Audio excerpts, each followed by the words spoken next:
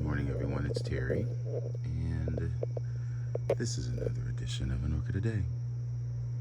And also, in addition to that, it is countdown to the Orchid Show, which is Friday. Today is Tuesday, so this is 3 days till the show. And really, this is less than about the show because I do have a list started. Today I'm going to be beginning to clean up my leaves with milk, and maybe I'll do a video of that but it's really self-explanatory. But as I was saying, it's day 3 of prior to the Orchid Show, 3 days till the Orchid Show, and as I look at things currently, they still seem okay. Even this looks a lot better. But in the process of looking around at some things, I am just in marvel at, as I've been saying all season, that I haven't really fertilized. I fertilized last week, but other than that, it's been since February, and I am still just flabbergasted at how well things are growing. Specifically, just surprises in plants that I never expected would do so well for me. Now, I know you all remember this plant because it stayed amazing for such a quite long time.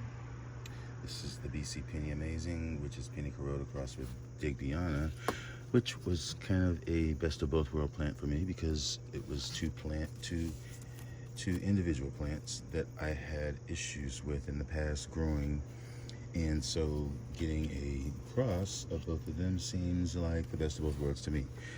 Unbeknownst to me, while it was blooming, another growth was coming up on the plant, and you can see how puffy it is, which designates it's got buds in it. So that's a surprise. Not saying that it's going to be in time for the show, but it's a surprise nonetheless because I never had imagined that I could ever rebloom that plant. Another thing that's a surprise is, most of you probably don't know, but in the beginning of my orchid journey, I was really attached to Cattleya bovringiana. And I had a huge bovringiana that I had, had for years, and then it got scaled and I divided it and it eventually, died.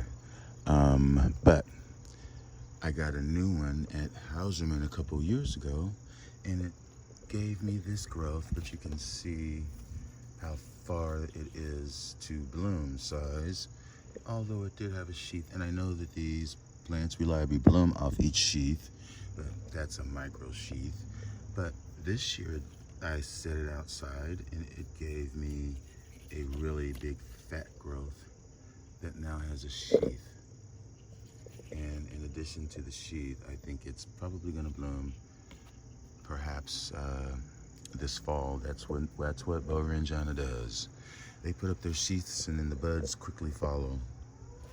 So that was a definite surprise. I was not expecting any of that. So again, I didn't fertilize this year, but I'm getting just substantial results despite.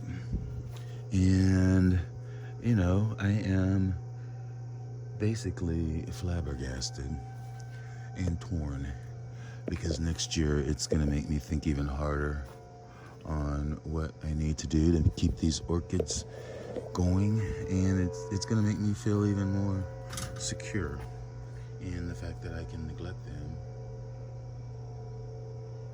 and they will be a-okay.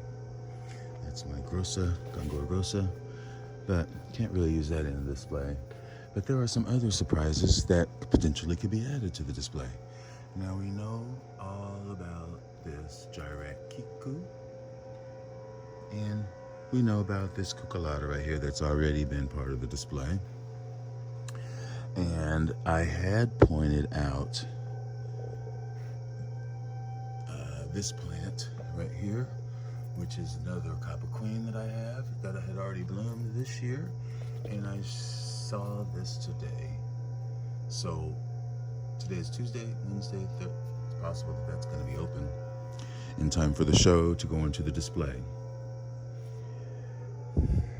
Anything else that I saw? Let me think about it. But we do know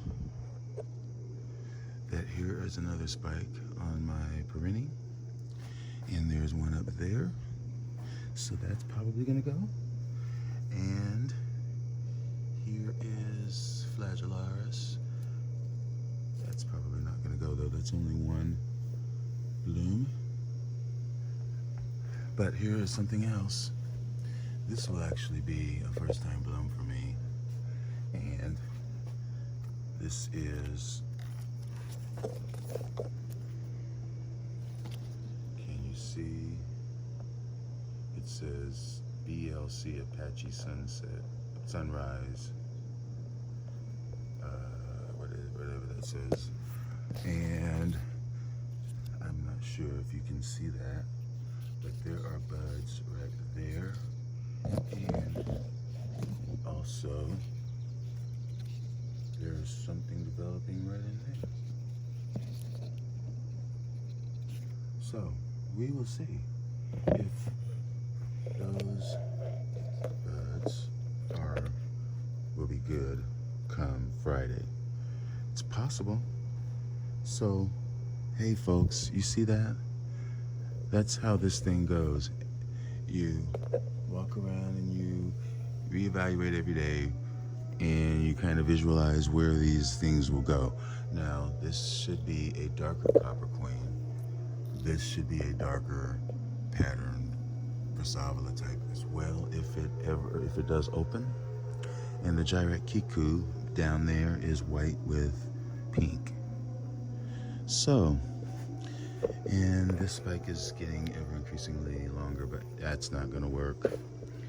And if I could figure out somehow a way, although by Friday these flowers are so delicate they will probably be spent. That is my Dendrobium Kaneko. But folks, yeah, you see I've got plenty more options on deck in case something over there that's already on the display goes sour. Yeah, there's one. Here's two.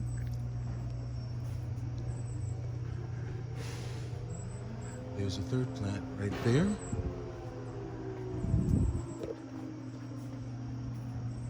So we do have options to add more to our display. So everybody, stay tuned and enjoy your orchids.